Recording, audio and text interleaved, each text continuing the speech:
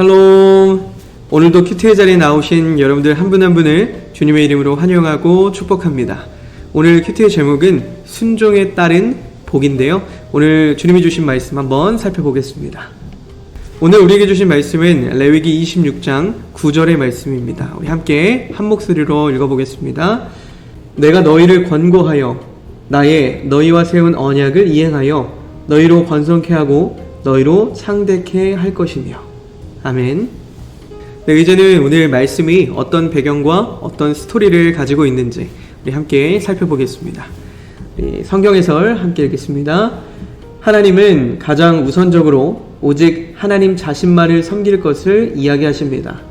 우리는 하나님의 형상대로 지음받은 하나님의 자녀들입니다. 그렇기 때문에 우리는 하나님의 리듬에 따라 살아야 합니다. 오늘 말씀처럼 다른 우상을 섬기는 것과 하나님을 우상의 형식으로 바꾸는 것은 모두 자기 욕망을 섬기며 자기만의 리듬으로 살아가는 것입니다. 고요히 하나님 앞에 나와서 하나님의 말씀이 만드는 리듬을 몸에 익히면 온갖 욕망이 아우성치는 이 어수선한 세상 속에서도 하나님의 박자대로 우리의 삶을 연주할 수 있습니다. 하나님의 규례와 계명을 준행하는 자들에게 주어질 복에 대해서도 말씀하십니다. 먼저는 말씀에 순종하는 사람의 필요를 채워주십니다.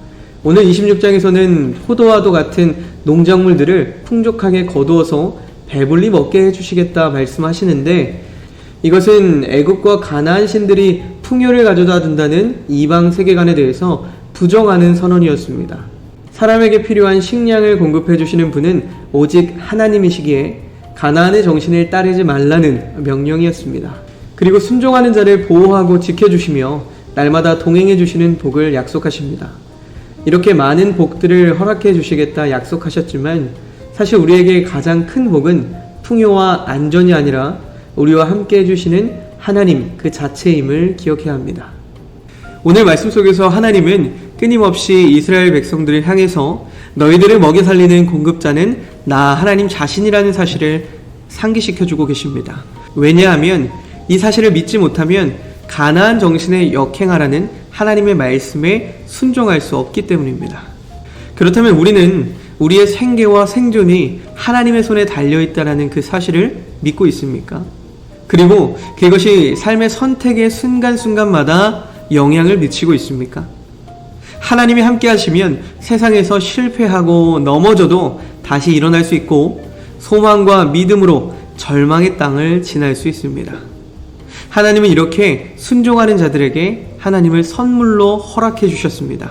그런데 우리는 우리에게 찾아오는 삶의 여러 가지 불안 요소들을 막아보려고 저마다 나름의 방식으로 성벽을 쌓고 무기를 만들고 파수꾼을 세워봅니다. 그런데 그것들이 우리를 안전하게 온전히 보호하지 못한다는 사실을 매번 깨닫게 됩니다. 이스라엘 역사들만 봐도 알 수 있는 것은 그들이 가장 안전하고 평화로웠던 시기는 그들이 많은 무기들과 많은 파수꾼들 그리고 많은 안전장치들을 마련했을 때가 아니라 그들이 하나님을 사랑하고 온전한 율법에 준행했을 때 하나님은 그들의 보호자가 되셔서 그들을 안전하게 지켜주셨습니다. 우리도 오늘 이 사실을 기억하면서 하나님께서 우리의 온전한 보호자가 되어주신다는 사실을 날마다 잊지 않고 믿음으로 고백하며 나아갈 수 있기를 주님의 이름으로 간절히 소망합니다. 이제 우리가 묵상을 통해서 함께 나눠본 말씀을 우리 삶에 적용해 보는 시간입니다. 우리 묵상 질문 한번 살펴보겠습니다. 1번, 우리의 생계와 생존이 하나님의 손에 달려있다는 것을 믿음으로 고백하고 있나요? 우리 함께 나누었던 내용이죠. 두 번째, 하나님이 우리의 보호자가 되어 주셨다는 사실을 믿음으로 우리는 고백하고 있나요? 저는 이 두 가지 질문 중에서 첫 번째 질문을 한번 던져보고 싶은데요.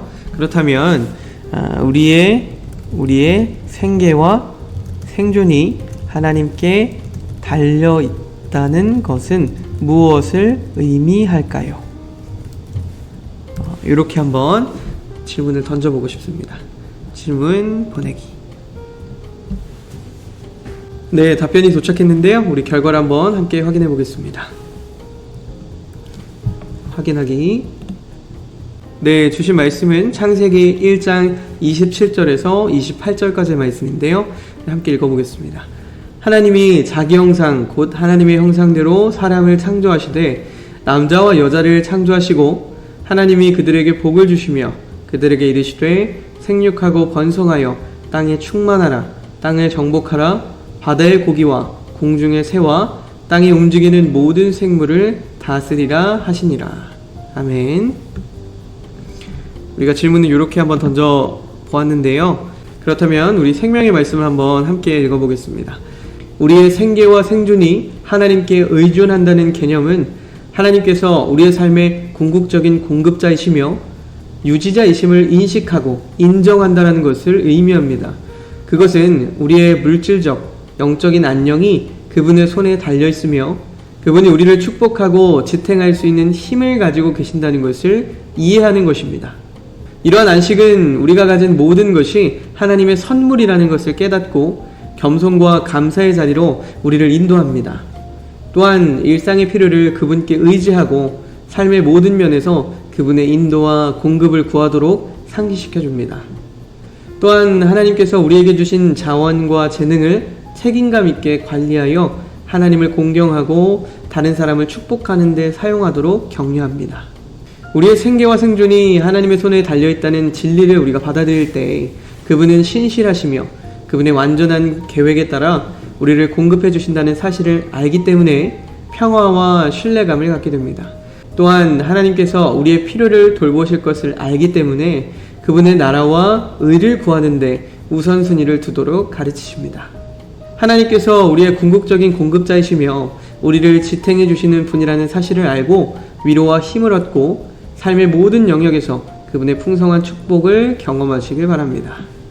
오늘 우리가 던져본 질문들의 답변 중에 저는 이 부분이 참 인상이 깊었는데요.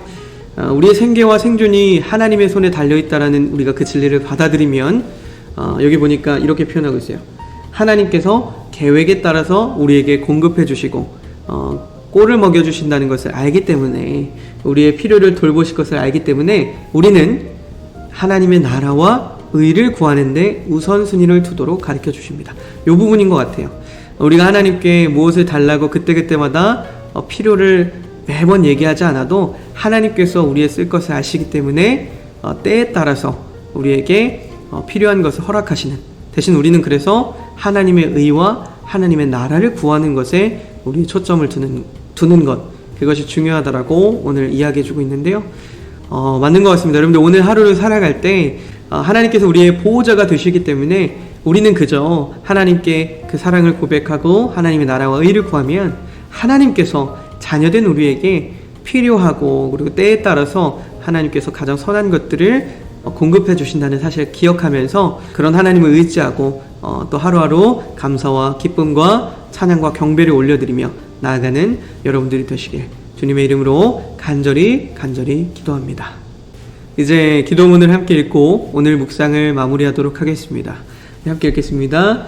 사랑의 하나님, 오늘 말씀을 통해 우리에게 가장 큰 복은 다른 어떠한 것들이 아닌 하나님 자체이시라는 사실을 다시금 깨닫게 해주셔서 감사합니다. 우리 모두 하나님의 형상대로 지음받은 자녀임을 기억하며 하나님의 리듬에 따라 살아가기를 원합니다. 또한 우리의 생명이 하나님께 속해 있음을 기억하고 모든 것을 맡겨드리는 믿음을 소유하게 해주세요. 하나님께서 함께 하시면 실패하고 넘어져도 다시 일어날 수 있음을 믿습니다. 날마다 동행해 주시는 하나님께 찬양과 영광을 올려드리며 이 모든 것 예수님의 이름으로 기도합니다. 아멘.